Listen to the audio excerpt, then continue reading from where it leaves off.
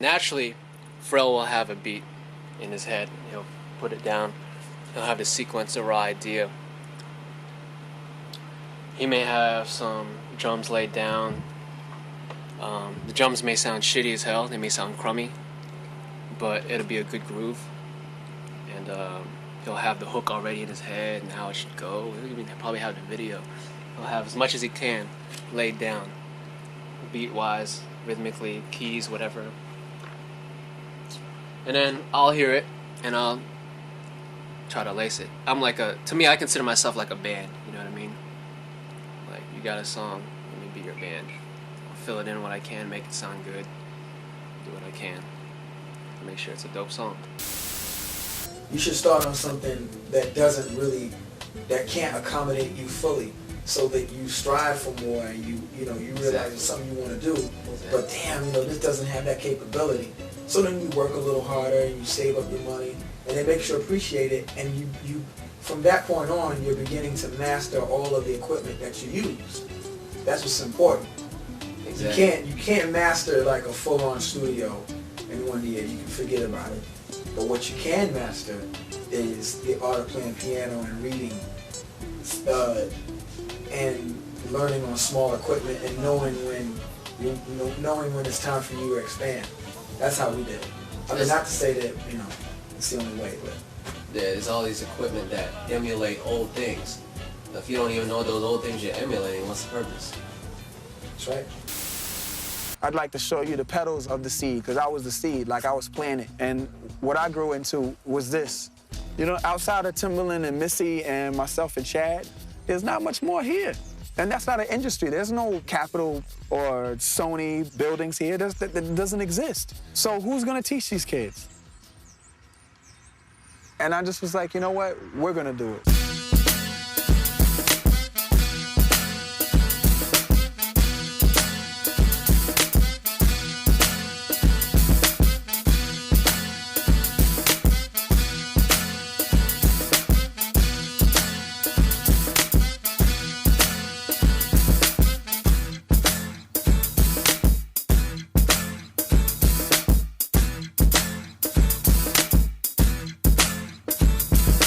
Do you know what the fuck you're looking at?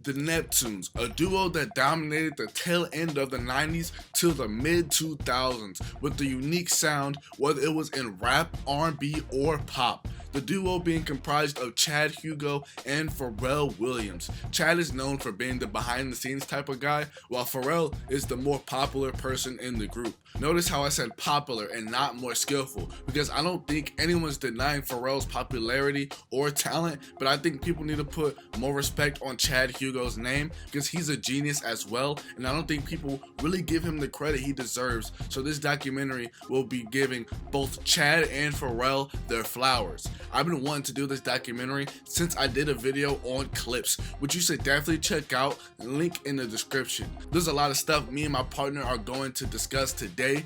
I don't work with anybody really, but today for this video, I decided to bring my brother from the UK, Niall from Chrque. Yo, I want to say a huge thank you to Dre for letting me collab with you on this video, bro. I know it's been in the pipeline for a hot minute, and I'm really glad to finally get this off the ground. I won't waste too much of your guys' time because I know you want to get in and talk about the Neptunes. But anyway, my name is Niall. I'm based out in London. I'm a music journalist and I have my own platform called the Crypt. Come check out our work on IG at the Crypt and our website too. We've got a lot of content on there, a lot of features, and I really hope you guys rock with it. Definitely follow his Instagram because he posts some really dope stuff and some good reads on there about black art, so definitely support him. He's really knowledgeable of a lot of things, but when it comes to things like the clips in the Neptunes, he really knows his stuff. Comment and tell me if Niall and me he should do videos like this again. Also, you guys can follow me on my Instagram as well. If you guys like the content, you guys should like, comment, share the video, and subscribe to help the channel grow. I reply to pretty much almost all the comments, and I love going through them and seeing what you guys think. Comment down below your favorite beat or tracks from the Neptunes. Comment down below your favorite unreleased tracks if you know some. Maybe you can comment down below where you were at in life when the Neptunes were really in demand and how they had an effect on you, because that's always very interesting to see.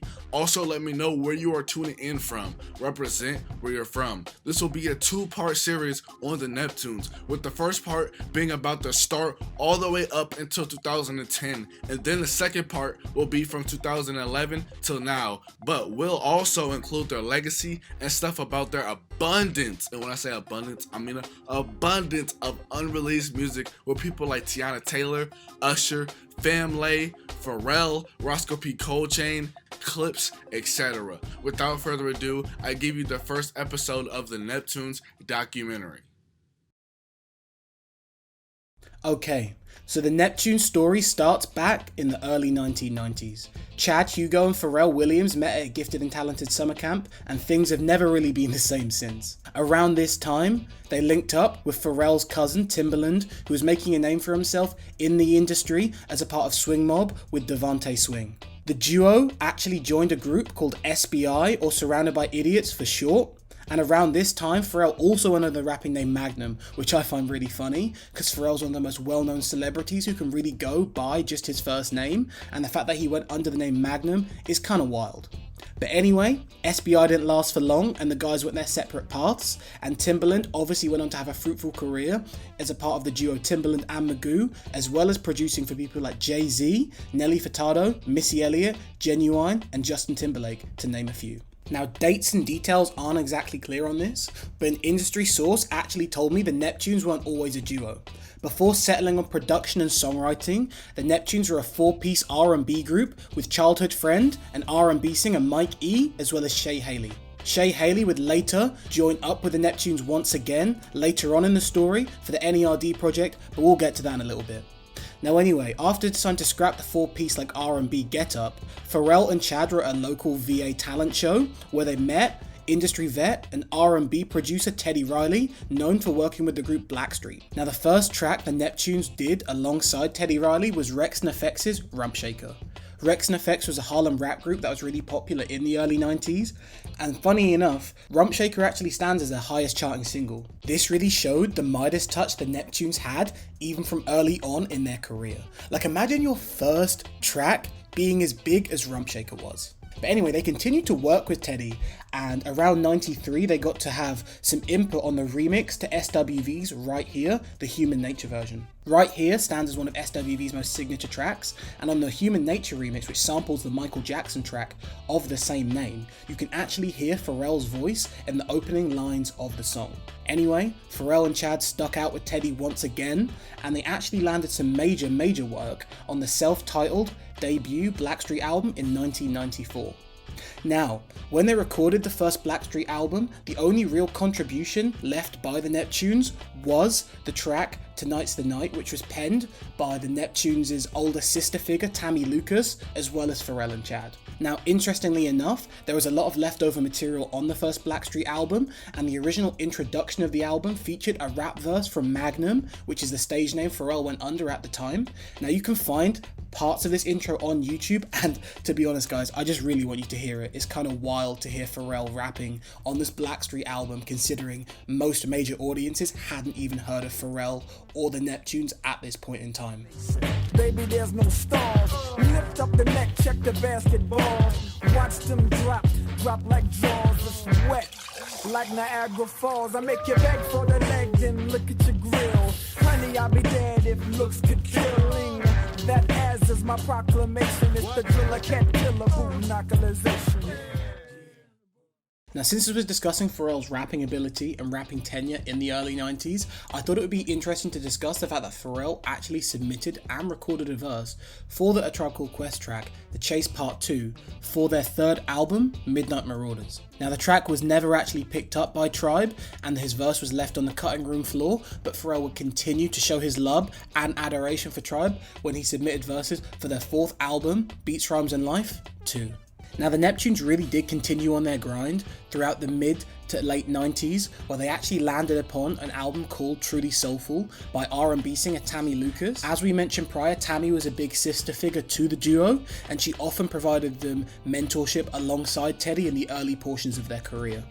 Now, we can actually hear Tammy make lots of background vocals on Neptune's tracks. Notably, we can hear her singing on Bobby James from the N.e.r.d. album In Search Of. Now anyway, Tammy continued to work with the duo, and her album Truly Soulful was due out in 1997, but sources differ, and some sources say Truly Soulful was a Tammy Lucas record, and other sources say it was a compilation album similar to what we would expect with Neptunes Presents the Clones. Now anyway, Truly Soulful, in whatever capacity, never got an official release, and EMI pulled the plug. However, we would hear the track Turn Off the Lights premiere 2 decades later in 2015 on Pharrell's Other Tone radio show. In a 2008 interview with Neptunes.org, the Neptunes fan site, Tammy Lucas actually claimed there's well over 35 unreleased Neptunes tracks that they plan to release in the future around the time Truly Soulful was recorded. Now obviously this interview is from 2008 and we're yet to see these tracks surface, but it's kind of interesting to see there was a whole other sound, aesthetic and style the Neptunes kind of carried before they would make their big mainstream debut as a production duo. A huge turning point in the story is when Jay-Z was introduced to the Neptunes in around 1996. Now Jay-Z was obviously fresh off his debut Reasonable Doubt, but Jay-Z was not yet a household name until he really dropped his second album, Volume 1. Now Volume 1 was way more pop friendly and relied on R&B compared to his mafioso heavy debut record, Reasonable Doubt. Now on Volume 1, Jay-Z had a big single featuring Blackstreet called The City Is Mine, where he really claimed the New York rap throne after Biggie's death. And interestingly enough, despite being produced by Teddy Riley, The City Is Mine actually featured additional saxophone by Chad Hugo. Now this was a big look because the Neptunes and Jay-Z would obviously go on to have a crazy career even up to last year with the track Entrepreneur. I mean, we can talk about Blue Magic off American Gangster, like we can discuss Yo Excuse Me Miss from the Blueprint 2, we can really go on forever. Now the first solo track the Neptunes helmed was SWV's Use Your Heart in 1996. Now we can remember from 93, the duo had already worked with SWV on their Human Nature remix, but their track Use Your Heart was the first time the duo had worked on a track solo with solo producer credits. Now, in terms of what I feel about Use Your Heart, I think it's a really underrated song, I can't lie. Like, obviously it's a really popular SWV track, but when we talk a lot about the Neptunes production resume, the track very rarely gets brought up. And honestly, I really enjoy it, and it's probably in my top 5 SWV tracks. Like, it's real good, guys. If you haven't checked it out, I recommend you do so right now. Now, I wasn't alive back in the 90s, but one look at the Bad Boy Records resume, they dominated the charts. After Biggie's passing, there was a big power vacuum in the East Coast rap scene. Now, Mase really stepped up onto the plate and dominated in the mid-90s with his debut record, Harlem World. Now, it wouldn't be fair to mention Harlem World without his track, Looking at Me. What's interesting about a track like Looking at Me is we can clearly tell, even though there's signature Neptunes production quirks in terms of like the kick drums and everything present, the Neptunes hadn't quite found their sound yet.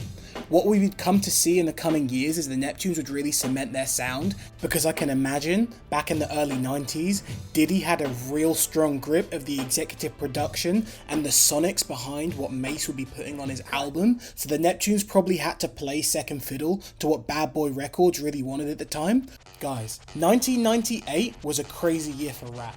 We had DMX's It's Dark and Hell is Hot, The Miseducation of Lauryn Hill, Big Pun's Capital Punishment, and Outkast's classic Aquemini.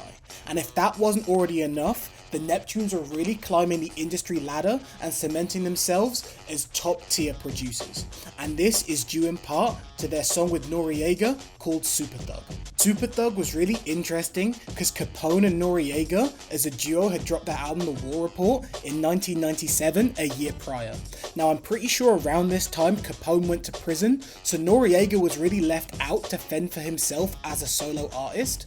Nori hooked up with the Neptunes for Super Thug with additional help from Tammy Lucas, and this song is crazy. Like, Looking at Me and Use Your Heart were really the Neptunes dipping their toes into the water, but with Super Thug, they really just dived into the ocean. The real cool thing about Super Thug is it pulled inspiration from other genres. Now, it was an East Coast rap banger at heart, like Noreaga's personality and his rap style and his bravado really comes through on the track, but what separates this from something like T.O.M.Y, for example, is the fact that on Super Thug, you really have this booming electric guitar and these drums which will literally make your ears pop. Like, this song was like nothing that the East Coast rap scene had seen before, or really rap in general, because this song probably had more in common with music by Prince and Jimi Hendrix than anything to do with Dr. Dre or DJ Premier. Super Thug was released on September 21st, 1998, and hit the clubs and airwaves like nothing else. Like, Super Thug was so popular that Michael Jackson of all people actually reached out to the Neptunes, and when they got to work together later on in their career, he said he didn't want an R&B slow jam, he wanted a track like Super Thug. Super Thug helped create a domino effect in the industry where everyone wanted to work with the Neptunes. But outside of Noreaga, in 1998, the duo actually collabed with legendary Brooklyn rapper MC Lyte with some tracks, notably It's All Yours, I Can't Make a Mistake, and Closer. 1999 is easily one of the most significant years in the Neptunes' history. Now, we already saw that Super Thug created a crazy crescendo in the industry and made everyone want to work with the duo. But in 1999, they really expanded their operations. So as we mentioned previously, the duo were big fans of all kinds of music. And in 1999, when Prince released his 23rd album, Raven 2 The Joy Fantastic, the duo actually got a chance to remix his track, The Greatest Romance Ever Sold, next to A Tribe Called Quest Q-Tip, who, as we know, is one of Pharrell and Chad's biggest inspirations. Now, for me personally, I actually think The Greatest Romance Ever Sold is one of my favourite Neptunes tracks. Not only is it incredibly underrated, but the fact that we have Prince, Q-Tip, Pharrell and Chad all on the same song is kind of nuts. Like, there was a moment in time when all three of these legendary, genre-breaking, decade-defining black music legends were all in the same studio just kicking it. Like, I find that really impressive. If you haven't heard the track, I really recommend you to check out The Greatest Romance Ever Sold, specifically the Neptunes remix version, and if you have checked it out, let me know what you think of it in the comments down below. Now, outside of working with Prince, the Neptunes actually had a bit of a tough time in 1999. They actually helmed 3 big projects, but only one of them would see a full release. First of all, Virginia rap duo Clips actually recorded an album on Elektra Records called Exclusive Audio Footage. I actually had a chance to speak to Malice in real life, and he told me the reason the album was shelved is the 2 lead singles, The Funeral and Got Caught Dealin', underperformed, and instead of Elektra Records putting more money into the clips, they decided to divert funding into Busta Rhymes and Missy Elliott at the time, who were more profitable artists. Now, fortunately, thanks to the internet, exclusive audio footage is leaked numerous times, and you can find the record not only on YouTube but on various blog sites. There are various bootlegs and promo copies which have been scattered throughout the internet and auction sites throughout the years, so the album really isn't too hard to get a hold of. Exclusive audio footage has a real soft spot for me because I remember discovering this album in my early teens when I was always scouring the internet for rare rap music and listening to tracks like The Funeral, Got Caught Dealin', Taiwan to Texas, and You Don't Even Know. You can really hear not only the Neptunes sound picking up, but their just limitless talent to really bring out the artist in their songs. If you cast your mind back to when the Neptunes started, you remember I mentioned that the Neptunes actually started out as an R&B quartet. One of the members of that quartet was Mike E, who went silent in the years coming up to 1999. But in 1999, Mike E resurfaced with his album Master Plan. Mike E worked closely with Teddy Riley, the duo's former mentor, for the album, and the Neptunes actually handled 8 of the 13 tracks on the record. Since the album was unreleased, I actually got a chance to speak to Mike E about the project, and he told me out of the 8 tracks that Neptunes allegedly produced, Pharrell allegedly had minimal involvement with this project, despite the credits going to the Neptunes as a duo and not Chad Hugo as an individual. I bring this up to say Pharrell is often looked at as the face of the Neptunes, and his talent is clearly unparalleled, but Chad Hugo is often understated and underappreciated for all of his musical contributions. When the Neptunes released their 8th Planet documentary, the duo allude to the fact that they want their songs to be a seamless experience that will keep the audience guessing as to whether you're hearing Pharrell and Chad or Chad and Pharrell. Speaking to Mike E, I got a better understanding of where Chad's talents lie and where Pharrell's talents lie, because Master Plan really doesn't sound like anything else the Neptunes were doing at this time. Despite the Teddy Riley produced lead single Master Plan performing quite well and becoming a minor hit on the charts, the album did get the axe for Capitol Records not seeing any commercial viability in Master Plan. The year wasn't all doom and gloom for the Neptunes though. On December 7th, Neptune's protege Khalees dropped her debut album Kaleidoscope, and this album was crazy. Kaleidoscope is honestly one of my favourite Neptunes albums period, and it's for a few reasons actually. Not only was it the first time people heard the Neptunes front to back on an album, but also Khalees was a real trendsetter and she was ahead of her time. Black music, especially in the 90s, was very reductionist, and it often put black people into an urban or an R&B category, even if this was not the case. With an album like Kaleidoscope, I really feel like the cover is representative of what you get on the album. Not only is this one of my favourite album covers as well, but just looking at it you can see Khalees coated in numerous colours, and I really feel like these colours are not only representative of how extraterrestrial it sounds, but also how varied the music approach was on this record. Like the lead single Caught Out There is like your typical booming Neptunes beat, kinda similar to Super Thug, but obviously with Khalees singing instead of Noriega rapping. But where this song really shines is the screaming chorus, where Khalees booms, "I hate you so much" right now. And what's interesting about a track like Caught Out There is it probably has more in line with something from Blink-182 or Green Day than anything from the R&B scene at the time, with artists like Monica and Aaliyah.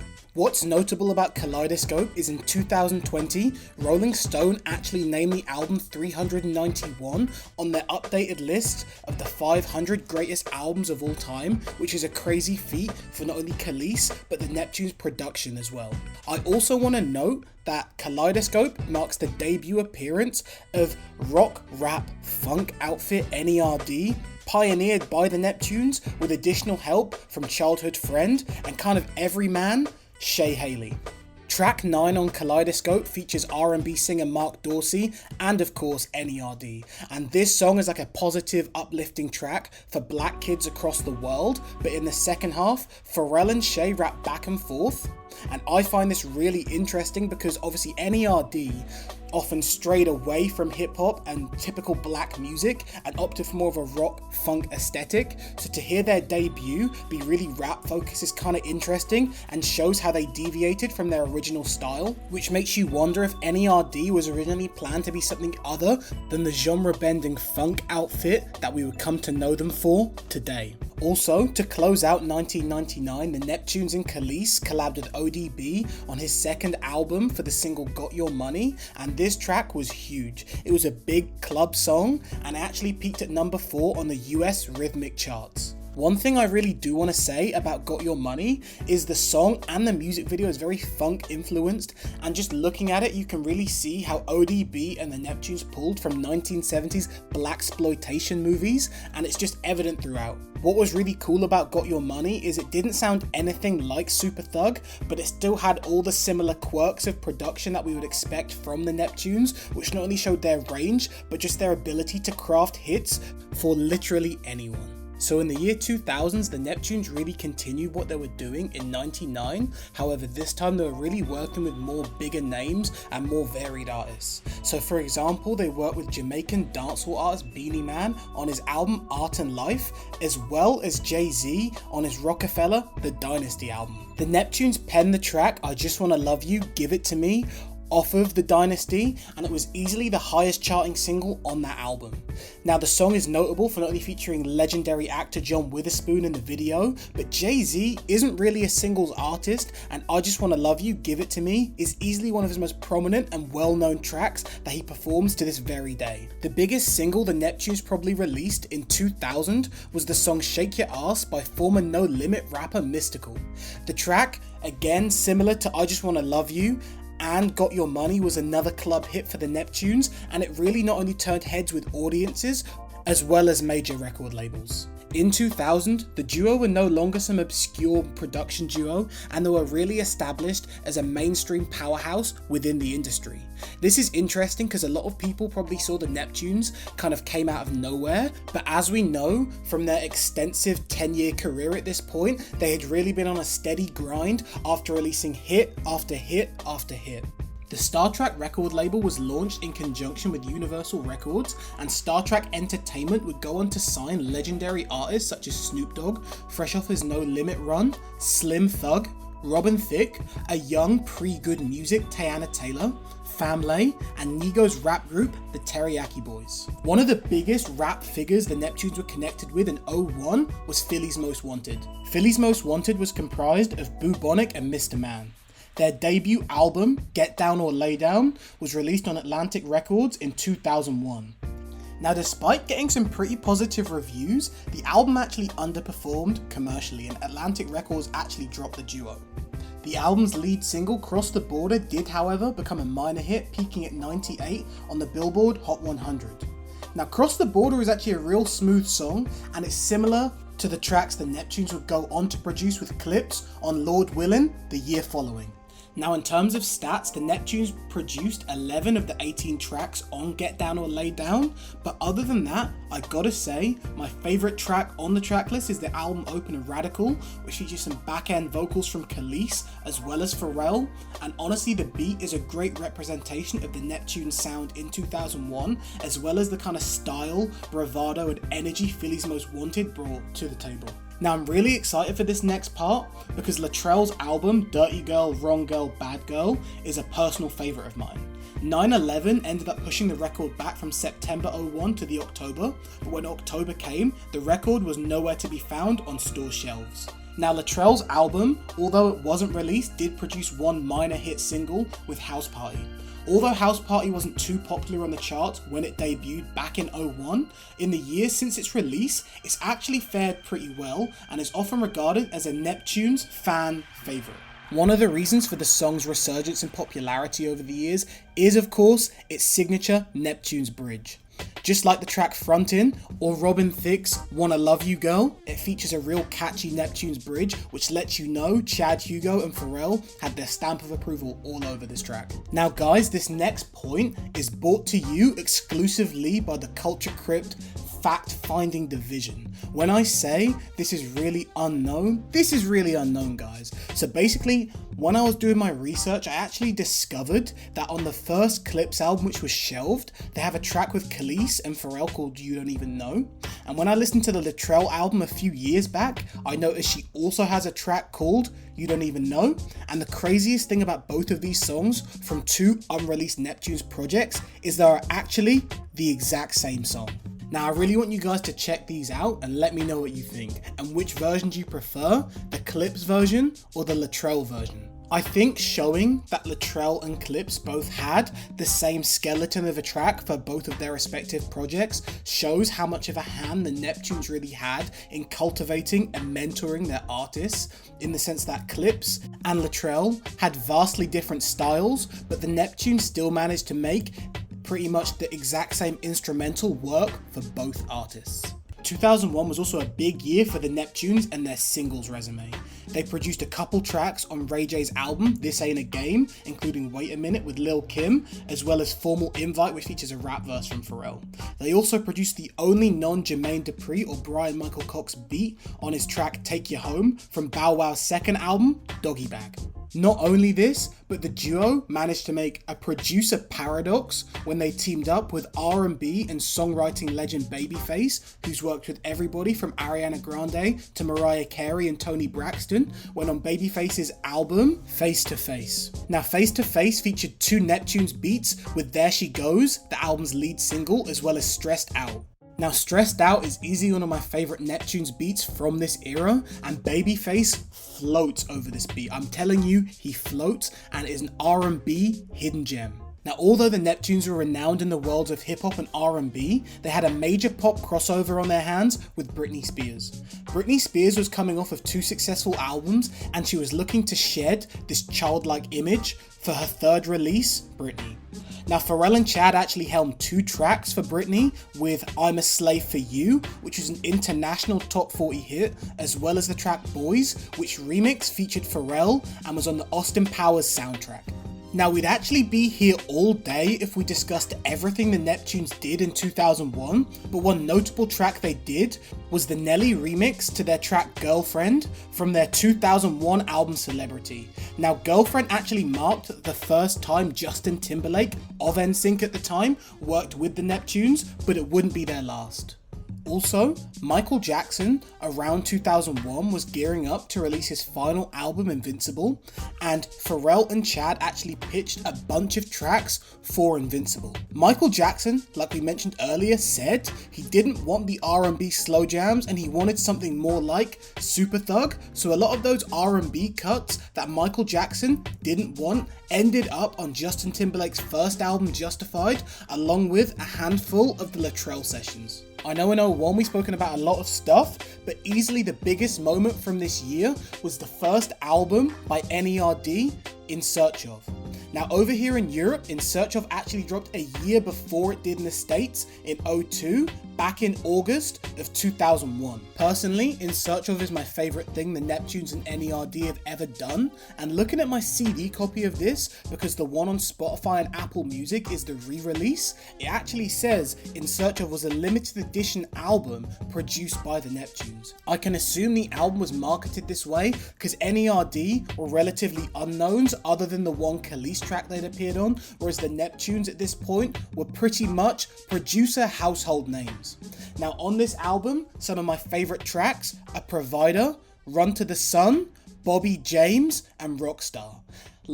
I actually can't put into words how much replay value In Search Of has and how impactful it's been since it's dropped. Whether you're Princess Nokia or Tyler the Creator, the fusion of skate rap, funk, and rock was really groundbreaking at the time, and the Neptunes really showed, similar to Khalees's debut, that black music was not just one thing and they could really branch out and explore an eclectic range of sounds and subject matter. Like I briefly touched upon, there are 2 versions of In Search Of, as the album was rolled out stateside in 2002 with a revised track list, a reduced number of skits, and electronic live production with the assistance of Spy Mob. Now, I think I prefer the original version of In Search Of with its electro R&B aesthetic, but a lot of people also prefer the rock version of the album. Let me know in the comments down below which version of the album you're rocking with, because I know it's a hotly debated topic within the Neptunes fandom. The last major release for the Neptunes in 2001 was Khalees's sophomore album Wonderland, but this album had a tricky rollout. Originally, it rolled out in Europe before the States, similar to In Search Of. However, Wonderland wouldn't grace American shores in a legitimate sense until 2019, almost 2 decades after the album's release. Over here in the UK, we got Wonderland in October of 2001, and it definitely featured more of a rock and experimental sound compared to Khalees's debut, Kaleidoscope. Some notable highlights from Wonderland include the track Shooting Star, as well as Young, Fresh and New, and they again are massive tracks in the Neptunes fandom, and they're songs people often come back to this very day. In a retrospective 20th anniversary on the album by Medium, they spoke about the album Wonderland and how it was Khalees's long-lost magnum opus, and talked about how the album predicted the future of pop music. They point out that tracks like Shooting Star have a similar composition and beat to the kind of things that Frank Ocean went on to do on his album Channel Orange in 2012. Personally, I prefer Khalees's first album, Kaleidoscope, but I can fully understand why someone would love Khalees's second album, Wonderland, a whole lot more, thanks to its futuristic sound and the fact that nothing else the Neptunes have done really sounds like Wonderland. 2002 saw the Neptunes continue their hot streak, and they collabed with rapper Nelly for the track Hot in Here from his sophomore record, Nellyville. Now, Hot in Here was easily probably the biggest thing the Neptunes had done up until this point, and the song was literally inescapable. It almost transcended rap to the point where you were hearing it on commercials, adverts, the music channel. Like back in 02, I remember being a kid, this song was inescapable. It was everywhere. What Happened to That Boy also dropped in 02 and was the first collaboration and probably the last between Cash Money and the Neptunes. This track was also responsible for the beef we see today between Pusha T and Drake, as it seeds so back to the Clips versus Lil Wayne back in 2006, arguing over a bathing ape and fashion. We can't really get too much into the beef, but if you want to know more, check out my page, The Culture Crypt. I actually have a breakdown on the beef between Pusha T and Drake, as well as the What Happened to That Boy track. So definitely go look on there if you want some more information. But all you need to know is the track What Happened to That Boy is easily the best track on the Birdman album and is a coke rap classic. Especially Pusha's verse on the back end of the track is pure stone cold killer. And if you haven't heard it, man, what are you doing? Go check it out right now. Easily the biggest Neptunes production moment from 02 was the official Clips debut album, Lord Willin'. Again, we don't need to break this down because Dre has already done an amazing breakdown of this album on his Clips documentary and his story behind the classic. Like we mentioned back in 1999, Pharrell and Chad were big Prince fans, and after working with him on the greatest romance ever sold, they actually pitched a track to him called Frontin'. Now, Frontin' was originally, according to Pharrell, his quote-unquote Prince impression, but Prince was unimpressed with the track and actually passed. Don't worry about Frontin' though, Dre's gonna go into this in way more detail in just a sec. Now, the biggest pop crossover event in 2002 for the Neptunes was the Justin Timberlake solo album Justified. Now, Justified sold 10 million copies worldwide and went 4 times platinum in the States alone.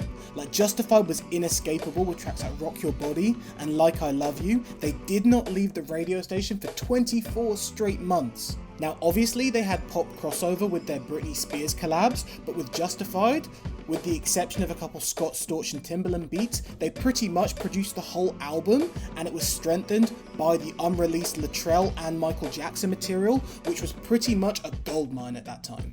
My personal favourite song on Justified is Like I Love You. I remember me and my brother had the CD single to this as kids, and the drums on it are honestly some of my favourite drums, and like pretty much actually scrap that. The song is actually one of my favourite instrumentals of all time, which is nuts, because I wouldn't really consider myself a Justin Timberlake fan, but that track is pure crazy.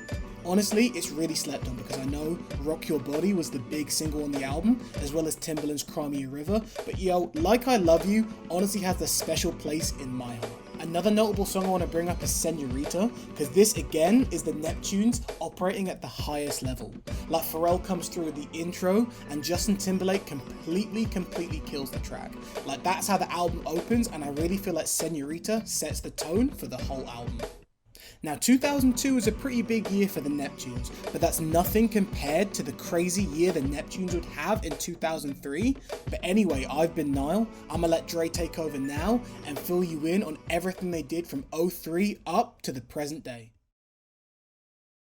The year is now 2003, and the Neptunes are arguably coming off their biggest year in 2002, as my boy Niall just broke it down for you guys. Don't get it twisted, 2003 was another crazy year for the Neptunes, which we're about to get into, because 2003 started off red hot when the single Beautiful off of Snoop Dogg's album Paid the Cost to Be the Boss started to get pushed in January of 2003. The song would soon reach number 6 on the Billboard Hot 100 and number 2 on the rap songs chart. This song is so great, but what's interesting is that Pharrell initially didn't like the song. In an interview, Pharrell said, "I didn't get Beautiful, mainly because I was on there singing flat as F and just didn't hear it. I thought it was a fun record, and then we put Charlie Wilson on it. I was like, man, Charlie sounded amazing, and this feels good to me, but no one's ever gonna go for this, so I thought From the Church to the Palace was harder, and then when that record popped, I was like, wow. And Snoop's always been that guy that's like, yo, take me there, I trust you. You can tell he's worked with a really seasoned genius producer who is really our generation's greatest producer of all time, which is Dr. Dre. 2003 would be a year that Jay-Z and the Neptunes will collaborate on 3 different singles. You have Jay-Z's Excuse Me Miss off of his album The Blueprint 2, The Gift and the Curse, and the single was pushed in February of 2003. Change Clothes off of what at the time was supposed to be Jay-Z's retirement album, which was the Black Album, and that single was released in November of 2003.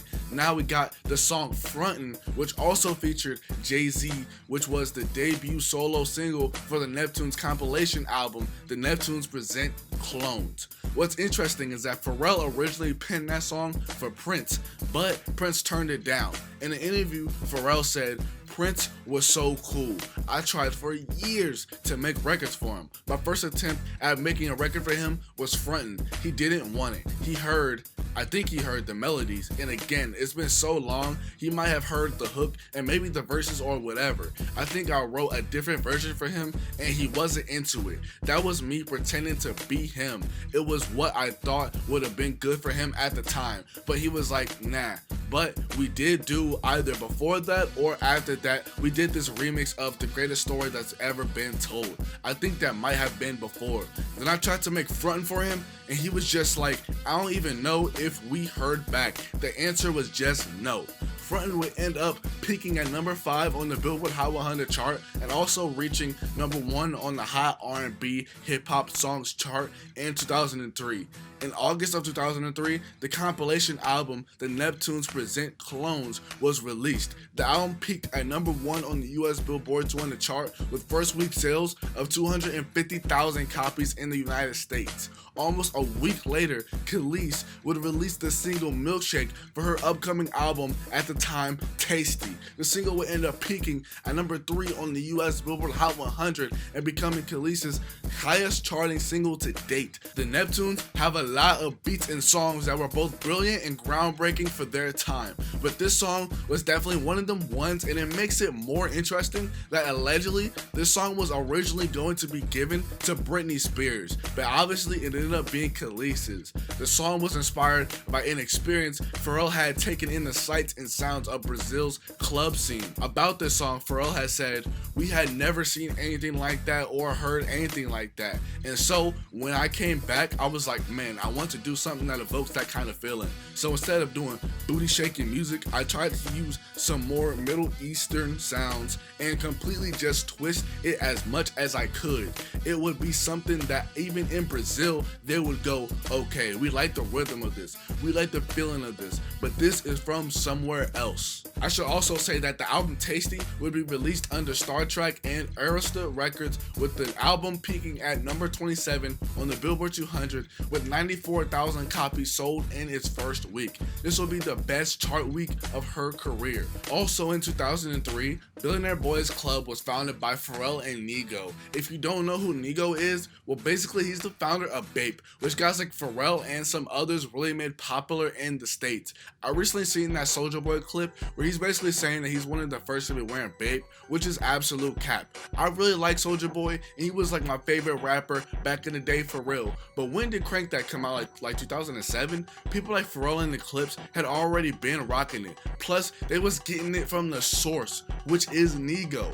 Off the top of my head, I can remember the rapper Cassidy wearing Bape shoes in 2003 in the Hotel video. Plus, Biggie wore Bape back in 1994.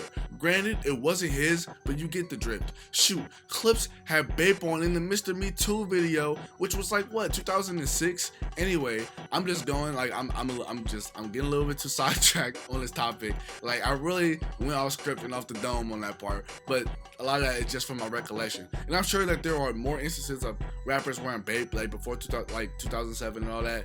But yeah, but that was just off the script. But anyway, if you want to know more about Pharrell and Nigo or just Bape in general, I definitely recommend you guys check this video out for sure. 2004 will start off with a long overdue Grammy win at the 46th annual Grammy Awards, which took place in February of 2004. The duo won Producer of the Year in the non-classical category.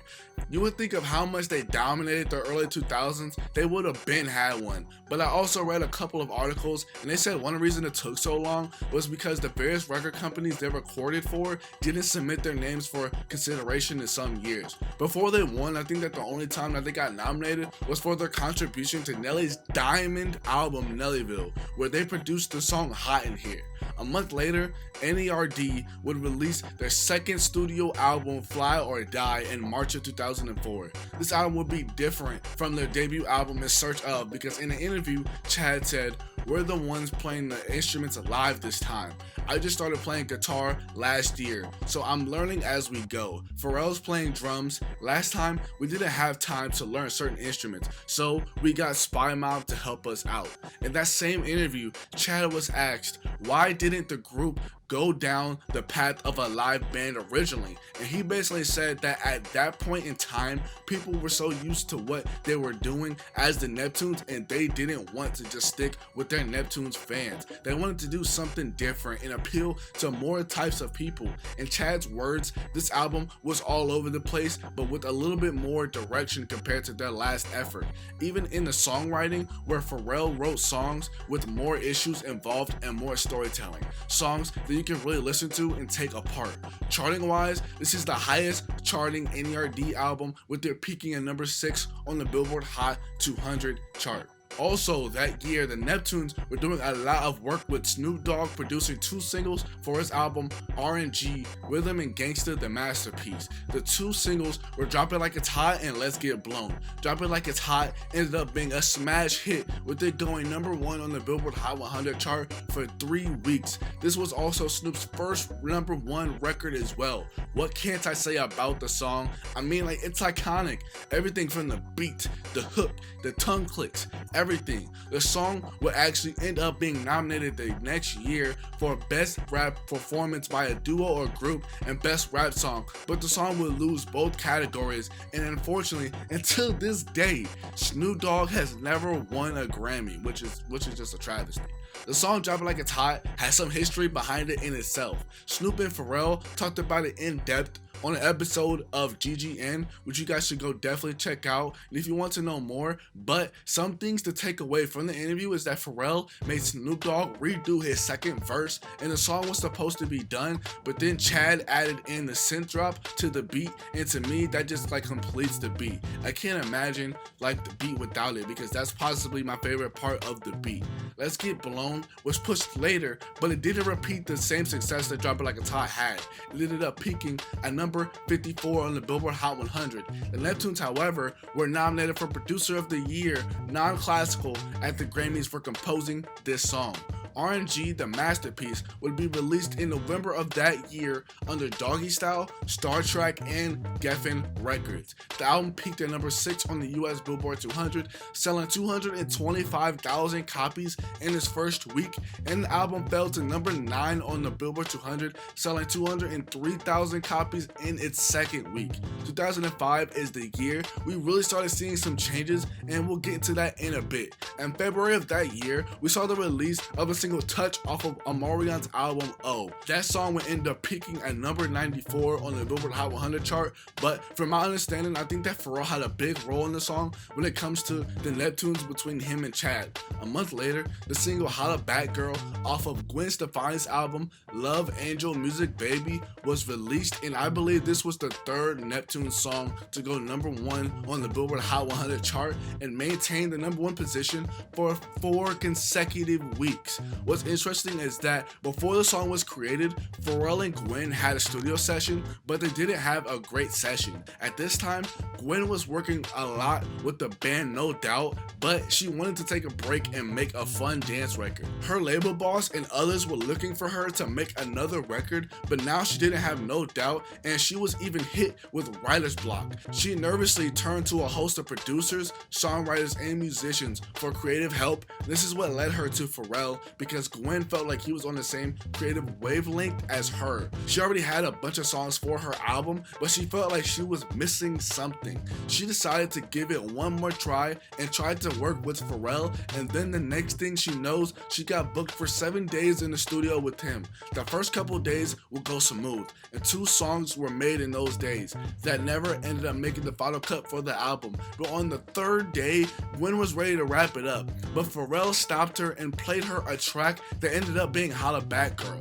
Obviously, the song has a deeper history than that, but hey, we gotta keep it moving. In the same month, the band The High Speed Scene would release their self-titled album under Star Trek and Interscope. The month after Holla Back Girl was pushed came the single push for the song Signed from Snoop Dogg off of his album R&G Rhythm and Gangsta The Masterpiece. The song would end up peaking at number 46 on the Billboard Hot 100 as well. Earlier I said this year we would start to see some changes, and that's definitely true. In 2005, n.e.r.d. ended their contract with Virgin Records over a label dispute. There was some rumors that the group disbanded. In 2008, Pharrell said that the group never really went away and was still touring at the time, and just said that because they didn't want to deal with the company they were signed to at the time. Also this year, we saw the release of Slim Thug's album Already Platinum in July. It was released under Boss Hogg's Outlaws, Star Trek, and Geffen Records. Half of this album was produced by the Neptunes, and the album will peak at number 2 on the Billboard 200 with 130,000 copies sold in its first week of its release. After the release of Slim Thug's album, Geffen Records was partially absorbed into Interscope, which moved Star Trek into an exclusive distribution deal with Interscope and ended all business with Geffen. Snoop Dogg ended up staying with Geffen and took his Doggy Style imprint with him. In 2006, we saw the year start off with the first single leading up to the Clip's second studio album, Hell Hath No Fury, and the single was Mr. Me Too. Once again, if you want to know more about the Clips, check out my video on them, because I'm not going to go too deep on them in this video for purposes like, yo, I already covered it. But about this single, Pusha T has said there was a lot of turmoil between the label and the Neptunes, as well as turmoil with us and the label. So we all come to the conclusion that we weren't going to sell wild units. We sort of knew that. We knew what they were going to put into it, but at the same time, we were like, you know what? Let's just make what we're going to make and call it a day. So Mr. Me Too was the single because we felt like that was an unorthodox type of single. We refused to go any type of mainstream way with it because we knew that it wasn't going to do big numbers. So we just wanted to give fans super hard, unorthodox, and weird music. There was also some controversy behind the single as well, because there was rumors that Clips was going at Lil Wayne, because in Mr. Me Too, the Clips were basically going at people, swagger jacking Clips and Pharrell style, and Wayne was at the time rocking Babe and Billionaires Boys Club, so it seemed like a shot. No Malice has denied this and said that it wasn't about Wayne. I know I've talked about doing a Pusha T documentary ever since the Clips video, but since he's releasing an album soon, I think I'm going to chill off on this topic because this beef leads to other things.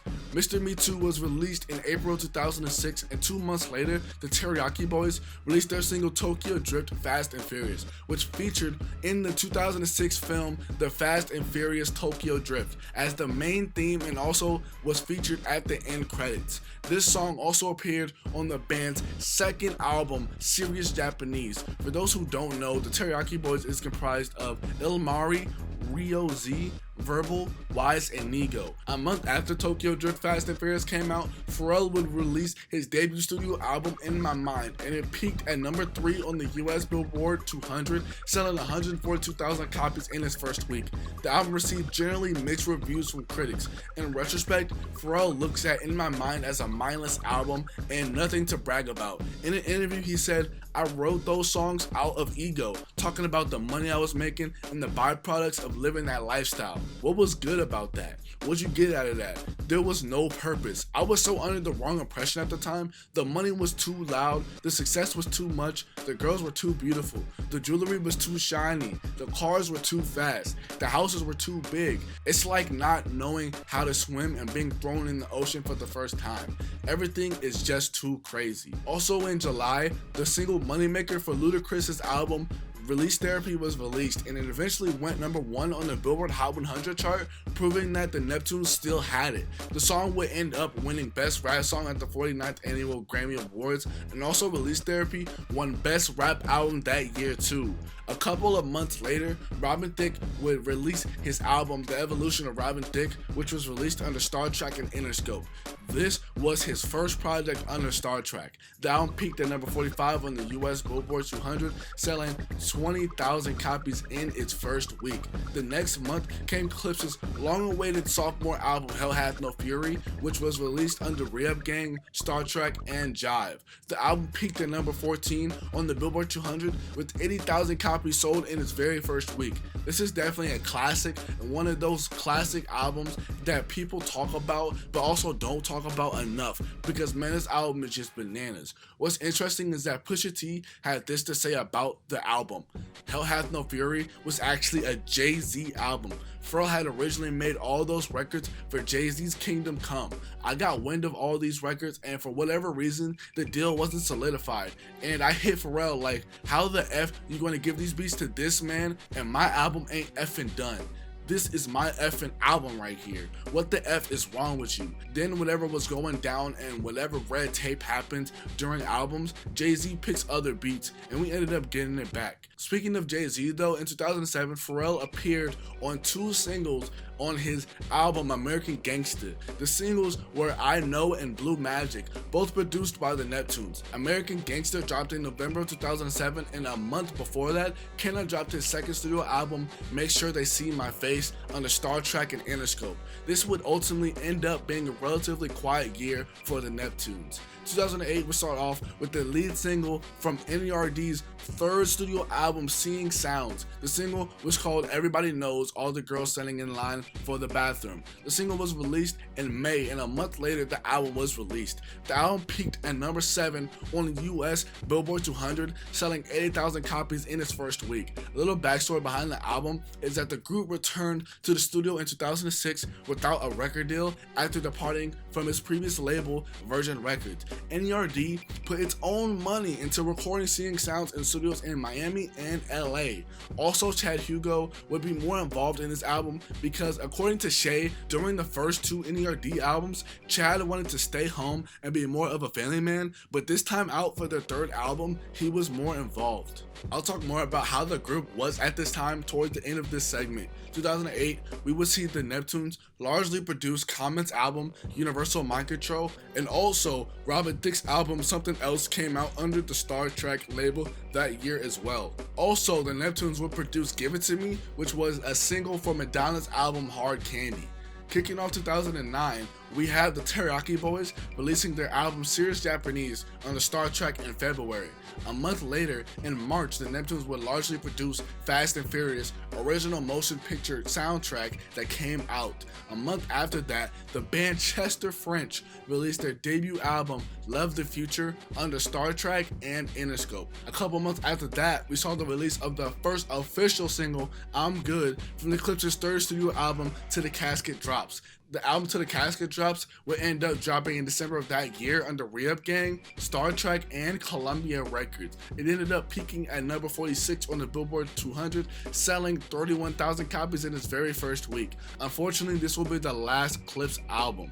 For the last year in this part, which is 2010, the only thing we really have that is major is the release of N.e.r.d's fourth studio album, Nothing, which was released in October of that year. The album would end up peaking at number 21 on the US Billboard 200 chart with first week sales of 20,000 copies.